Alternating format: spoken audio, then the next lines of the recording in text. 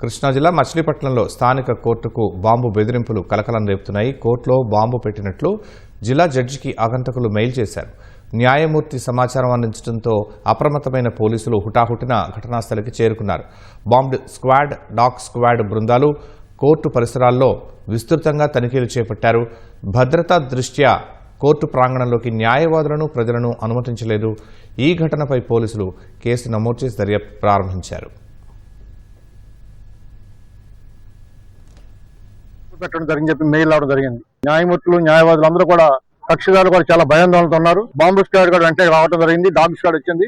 అన్ని కోర్టు ప్రాంగణంలో కూడా పోలీసు వారు పరిశీలిస్తున్నారు. న్యాయస్థానాల్లో బాంబు అనేటువంటి మెయిల్ పంపేటువంటి కార్యక్రమాలు రాష్ట్ర వ్యాప్తంగా బాగా పెరిగిపోయింది. ఈ బాంబు స్క్వాడ్ సరే ఎక్కడ బాంబు వెళ్తుందో, ఎక్కడ బాంబు పెట్టారనేటువంటి భయాందోళనతో ఉన్నారు. వాళ్ళు మచిలీపట్నంలో ఇలా చేయడం వల్ల అన్ని కేసులు కూడా వాయిదాలు వేశారు.